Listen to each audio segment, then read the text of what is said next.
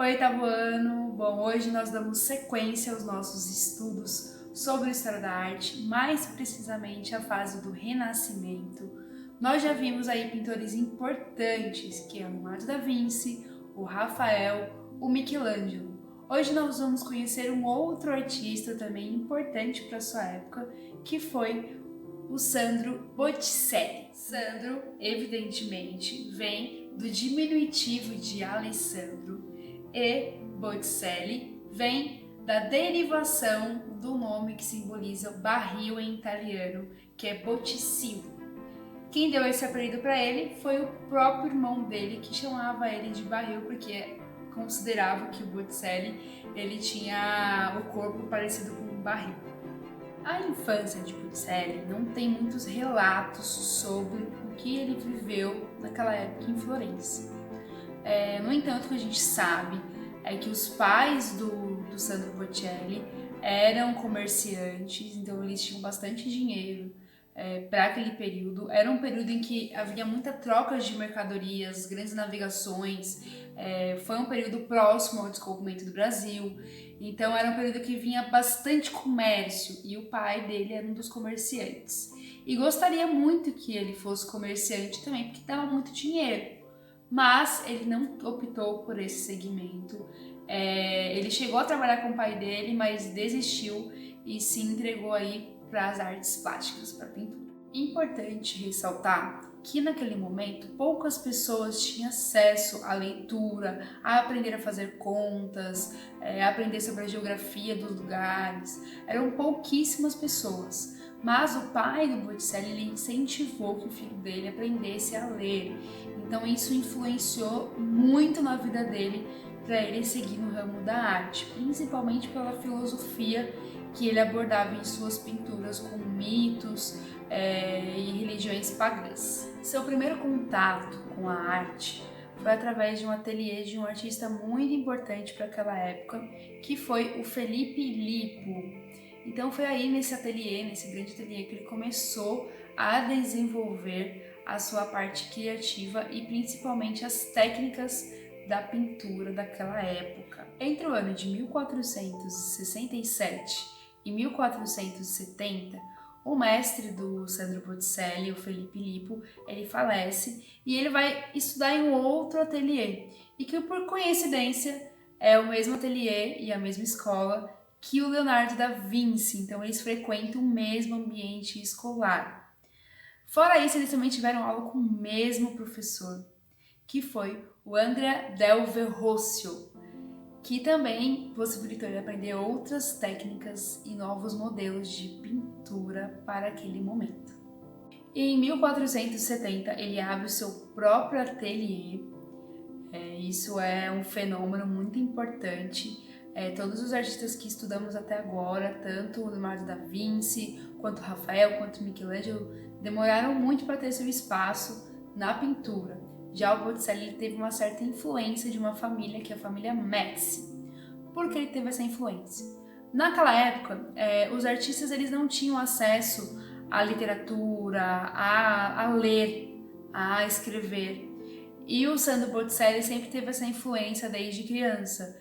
Então ele conseguia compreender a classe mais intelectualizada. Então ele frequentava reuniões, festas dessa família, e foi aí que ele ficou conhecido e estourou em Florença. Quando ele pintou esse quadro Nascimento de Vênus, ele foi muito criticado até pelo Leonardo da Vinci. Por que ele foi criticado? Porque quando ele pintava, ele buscava retratar os símbolos e os significados de cada figura. E ele não procurava essa parte mais científica, de geometrizar, de colocar perspectiva. Então ele tinha outros conceitos de concepção artística, que seria mais um segmento dramatizar a cena, colocar mais dramatização, realidade e trazer símbolos que remetiam às histórias, tanto gregas quanto romanas, quanto egípcias. Então ele colocava a essência das histórias ao invés de colocar algo mais acadêmico e mais estruturado, digamos assim. Então ele é muito criticado, inclusive por Leonardo da Vinci. O Leonardo da Vinci critica ele por ele não seguir os padrões da academia. Mesmo assim, ele segue pintando no seu próprio estilo e os críticos caem em cima falando que ele tem padrões muito antigos, que ele revisitava muito o antigo, que ele não fazia coisas novas, que ele não entrava nos novos padrões das escolas de arte e por aí vai. Mas mesmo assim, ele não desistiu e seguiu na sua linha de criação. Em 1491, ele vai para Roma a convite do Papa para pintar a Capela Sistina também, uma parte bem pequena, mas ele também foi convidado a pintar. Mas ele não fica por lá por muito tempo, ele fica até 1498 e volta para Florença, que é a cidade onde ele se sentia melhor, onde ele se sentia bem. E ele também sentia muita falta da família Médici, que era uma família que ele se apegou.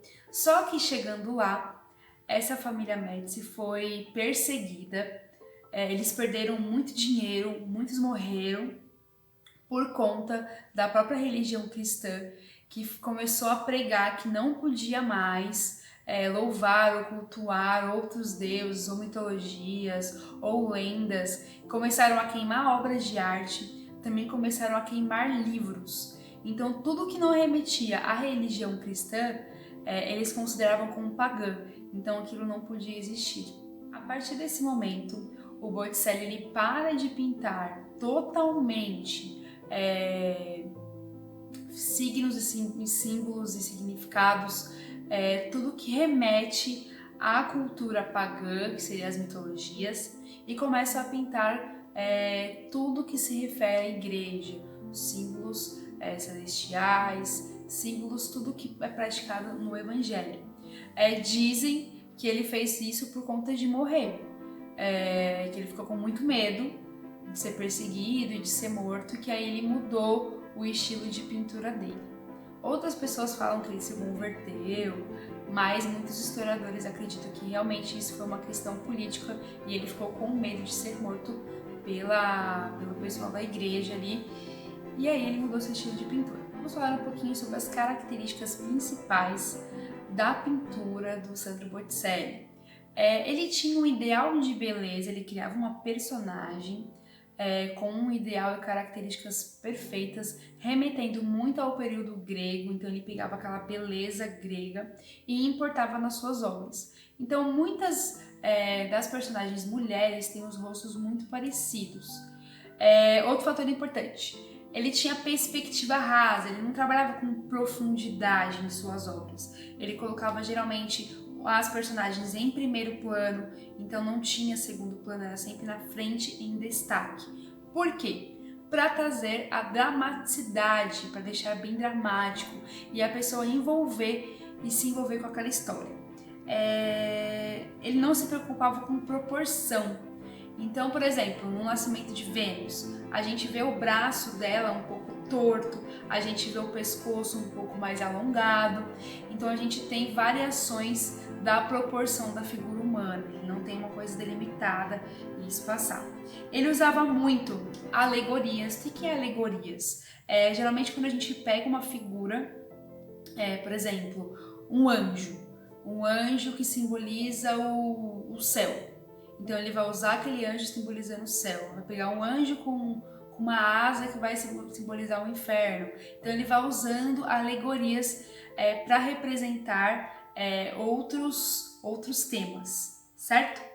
E os símbolos, ele usava bastante símbolos. No próprio Nascimento de Vênus, a gente tem, por exemplo, as flores envolvendo o vento.